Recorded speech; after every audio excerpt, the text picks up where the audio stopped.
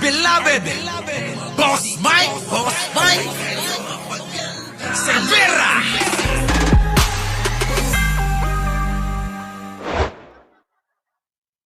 Eto na mga kababayan, ano? Eto na.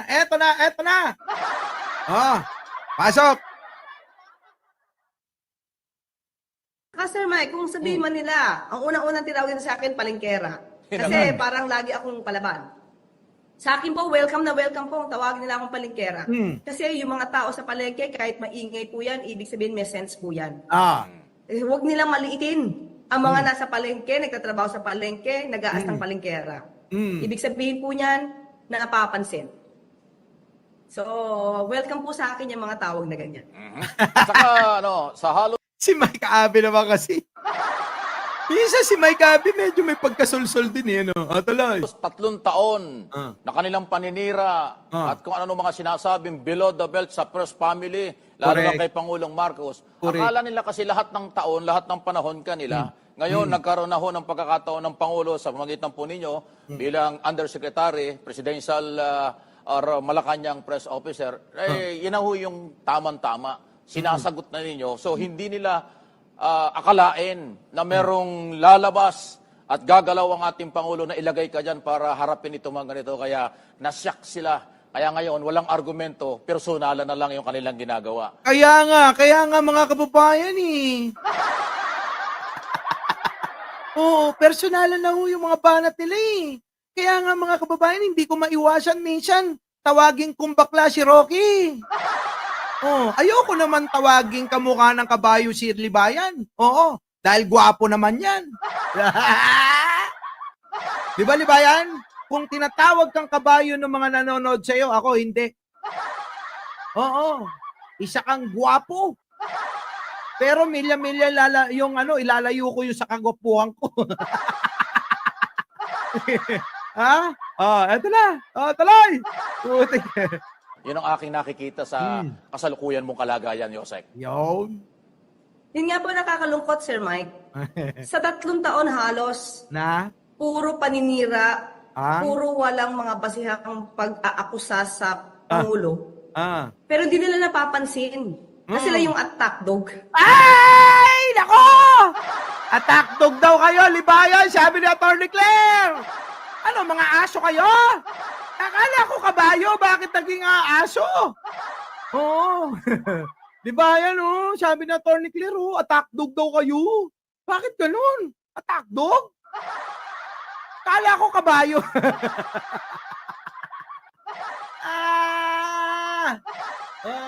Kayo naman kung makakabayo kasi kayo eh. Huwag ganon. Oo. Huwag ganon.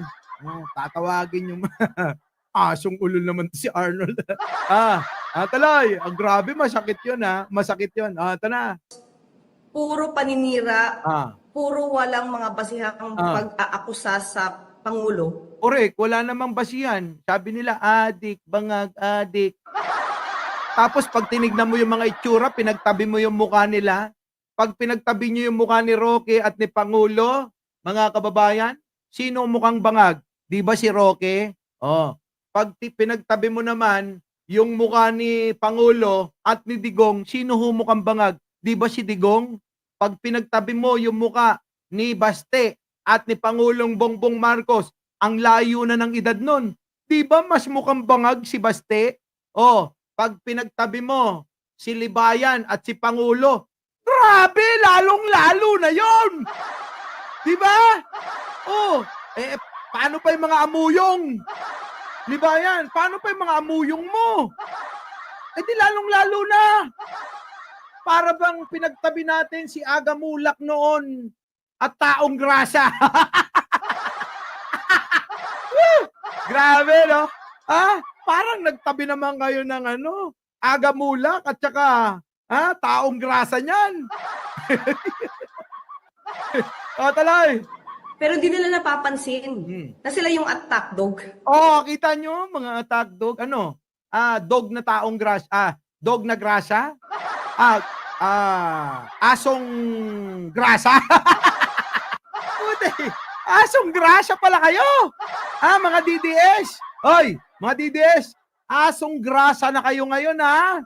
Oo, hindi na taong grasa, asong grasa. Walang matindi. Matindi, matindi. Oh, ito na. Mm. Ngayon na sinasagot sila at sinasanggalang Ah, yung mga fake news nila, correct. bakit sila parang nagkakagulo? Hindi lang nagkakagulo. Oo, Attorney Claire. Talagang nagwawala. Akala mo nasasapian ng 13 demonyo. Oo, ganun talaga. Pagka nagwawala yung mga yan, lalong-lalo na. Mga kababayan, may mga itsurang baboy. May itsurang kabayo. May itsurang aso. Lahat mga hayop. Para pang labanan na ito ng Manila Zoo. At ng mga kababayan, na ang wag na, baka masaktan pa yan.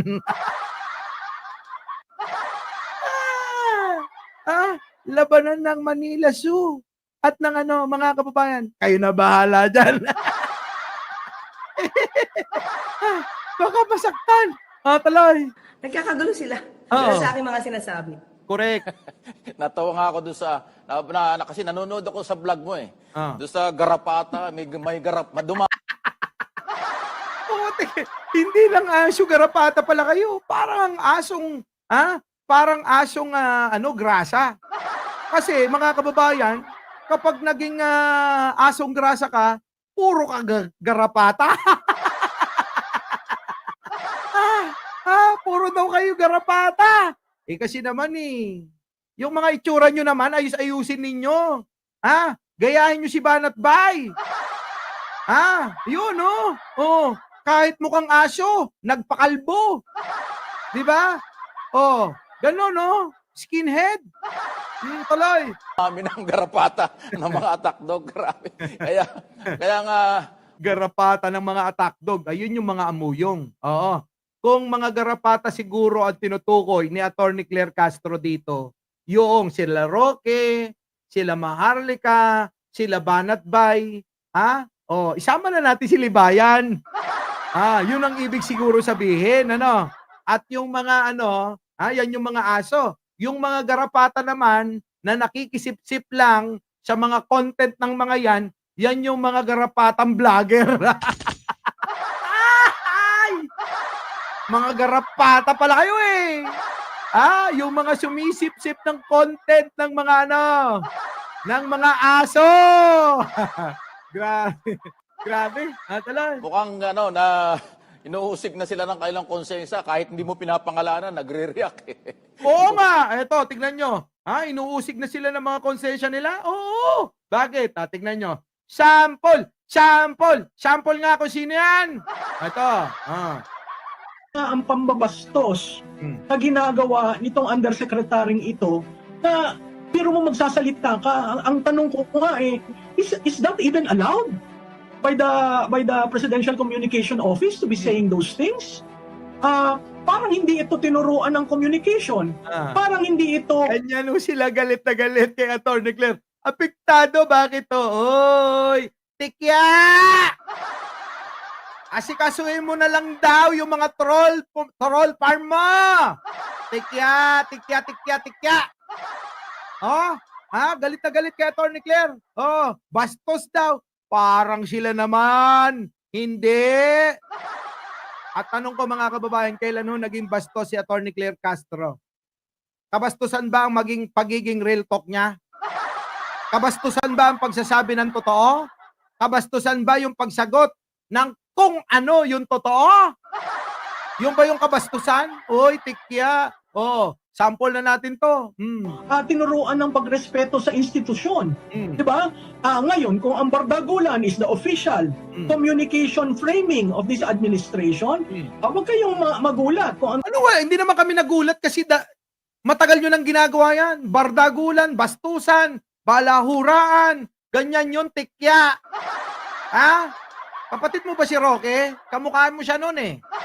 Tuloy. taong bayan ay magalit sa inyo. Kasi yung paglalagay Magalit yan na kita nyo. Yan na mga kababayan. Yung kanilang naratibo. Kailangan mawala si Atty. Claire Castro sa ating dadaanan hanggat nandiyan si Atty. Claire Castro.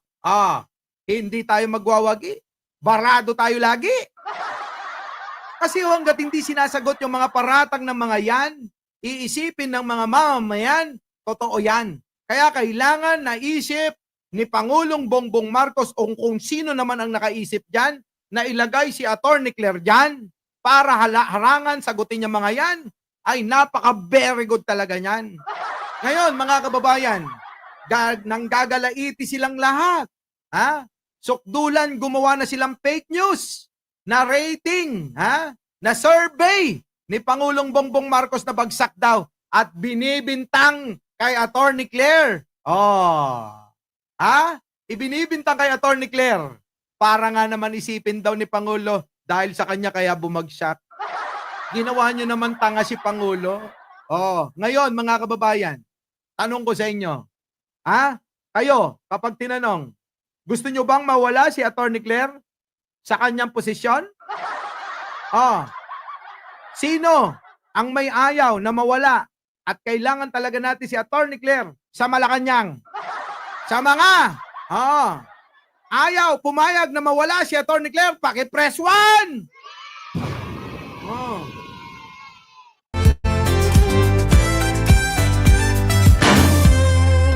Mga DDS na tanga yan ang mga supporters ni Duterte. Puro paninira kay Bongbong Marcos lang alam. Sagabal kayo sa pag-unlad ng bansa. Huwag makipagtalo mga isip bata.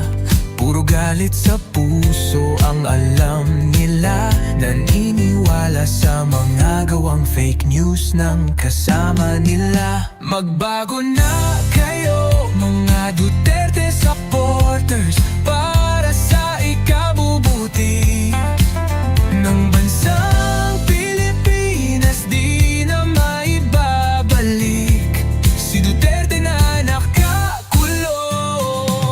Hayaan na nating harapin. Yun, no? Puro ano. Tingnan nyo mga kababayan, ha? Putik na yan mga kababayan. Kahit itabi nyo yung mukha ni Pangulong Bongbong Marcos. Saan? Sa mga yan. Kitang-kita nyo naman mga kababayan. Ang gandang lalaki niyan. Diba? Tapos sasabihin nyo ano? Ha? Ha? Wala sa katinuan? Tignan nyo naman, oh. Inedit pa yan. Para magmukha silang mga ano dyan. Ha? Lumamang. Kaya lang, hirap na hirap yung editor eh. Hindi talaga makalamang sa itsura ni Pangulo eh. Ano? Mga kababayan, malupit ano? So mga kababayan, ako, inabot na tayo ng mahabang oras. At mga kababayan, bago tayo maghiwa-hiwalay, huwag niyong kalimutan na mag-like, mag-share, at mag-subscribe. At syempre, mga kababayan, ano, kita-kita po tayo. Naku, kailangan natin bumawi. Mamaya uli, oo, magpapahinga lang ang inyong lingkod. Opo, ha, magbabalik mamaya si Mike Cervera. At umpisan na uli natin ang pang-aasar sa kanila. Mga asar lang ako, libayan. Oo, wag mo seryosohin. Oo, ha? Wag mo seryosohin. Ang maigi, oo, gayahin mo ako. Ha? Dapat mag-24 oras ka na rin na ano, ipagtanggol si Digong, si Roque, si Maharlika. Oo, at si Sara. Yun, gawin mo. Oo. Ha? Nang sa ganun eh, darating yung panon, maalala ka. Oo, maalala ka na ano. Depende sa kanila. Baka maalala ka nila na tanga, maalala ka nila na bobong abogado, baka maalala ka nila na mangmang na abogado, ganun. Oh, di ba? Pero kapag naipanalo nyo naman ito, maalala ka naman nila. Gwapong abogado, mahusay na abogado, magaling na abogado. Ganon, no. So mga kababayan, hanggang dito na lang ang ating palatuntunang pinamagatang mukhang kabayo ba talaga? O talagang kabayo siya? Muli, ako po ang inyong lingkod, Mike Cervera po. Lagi nagsasabing, mahalin natin ang ating kapwa, pagdasal po natin lagi ang ating bansa. Magandang umaga, magandang hapon at magandang gabi sa amandako ng bakasyon naroon kayo. Siyempre, magandang buhay na rin para sa ating lahat. Our beloved Boss Mike Cervera.